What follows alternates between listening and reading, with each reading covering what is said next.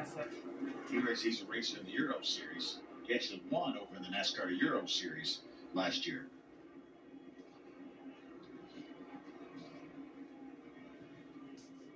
Well, we talked about SVG. Unfortunately, he's outside the medical center with Amanda. And as Jamie just referenced, you're here at the medical center, not where you want to be. What happened? Yeah, it didn't last long, that race. It sucked. Real shame. I was just learning. We were getting through a few and just trying to be patient. I saw a crash up ahead and I slowed up pretty good, I thought, and I just got slammed from behind. So that sucked. It was a shame for WeatherTech and the team. And yeah, hopefully go better in Xfinity race. We'll see you tomorrow. All right, see ya. He's always smiling. He's just having such a great time running these stock cars. By the way, he will be full-time in the NASCAR Xfinity Series. As we get ready to drop the green flag once again, Willie Mullins leads him into turn 1. That's the Phoenix car. Jake Fetch on the outside. Tim Retchford, the 27, lined up behind him. Gus Dean, another one of the Venturini cars. Those are the 2 Venturini cars that have not had any trouble. The 20 of Jake Fetch and the 55 of Gus Dean. Jake Finch on the outside trying to take the lead for the first time. Willie Mullins has led them all on the pole for the first time. Can he clear him? Gus Dean has been able to generate some pretty big runs. He's probably one of our biggest movers of the race between him and Greg Van Alst. Made really quick work in that third lane, get back up through the front of the field, and I think this outside lane will be pretty poised with a fast car leading it with Jake Finch. See, Justin Bonsignor back there in 7th in the number 30. He's a 3-time Whelen Tour champion for Rhett Jones Racing. Nice to see him in the field. His Arca debut, first time ever on a super speedway. NASCAR. Celsius was on board. It started off amazing. Great qualifying effort. Jake Finch, my teammate in the 20 car, did a great job in qualifying. We worked together. So yeah, just disappointing that the 55 had to just kind of ruin that for all of us. Emotions high, Jamie.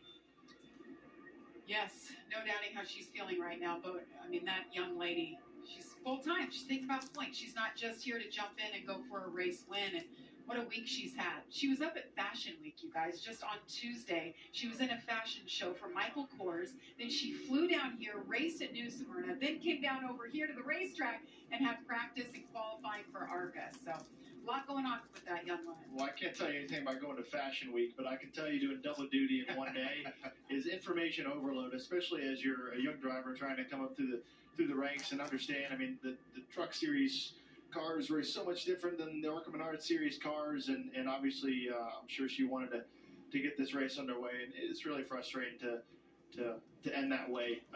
But I also say She was involved in an accident. More than likely, probably a tire rub from some damage from that earlier wreck. Tough break for Mandy, though. So Mandy Chick brings out the 3rd caution of this race. That is a tough break. I feel like this race last year, we talked so much about her and her It's such a background. great run. get the window net down. So obviously, seems to be all right. Talking with the safety workers. It's a good sign. Working lap 21 of 80 here. Engineering student at Rose Holman Engineering School. Fighting engineers. Let's take the first look here, exactly what happened with Mandy Chick. Yeah, I think similar to what you said, Phil. Probably had the tire go down, and It's all the debris on the racetrack, probably from where that tire went down. crush panel, the whole rear fender is gone on that car.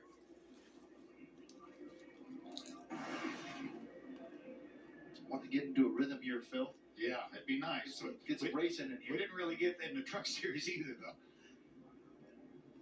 But all these caution laps will be pretty interesting to see what these crew chiefs start deciding to do with fuel We're strategy. getting close. We're getting close to these crew chiefs taking that gamble and bringing these cars down pit road. How long do you think we can make it on fuel?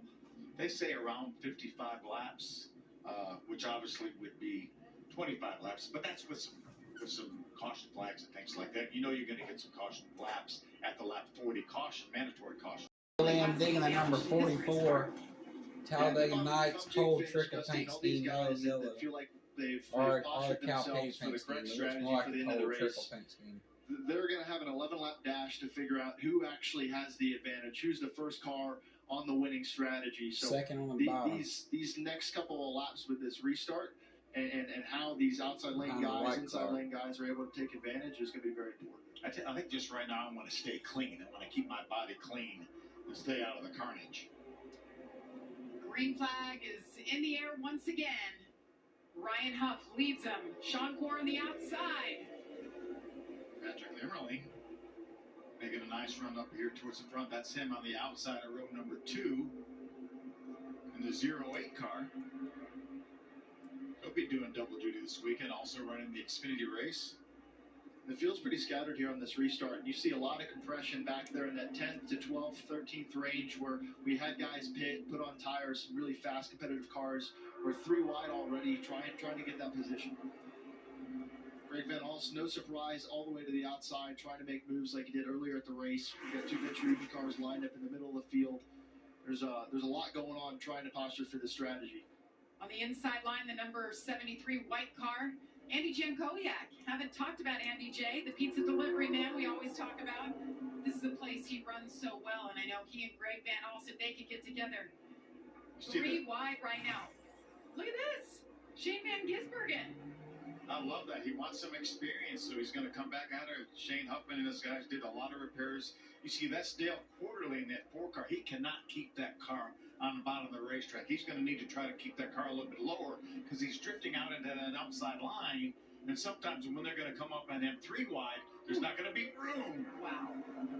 These guys still haven't gotten themselves sorted. You got 2 of the fastest cars in the field going top of 3, trying to get back up to the field in front of these other cars. I think the Venturi cars have worked really well. Where the 75 car has been really struggling for handling, stuck in the middle of the field. I think that's why all these guys have been able to make this outside lane work.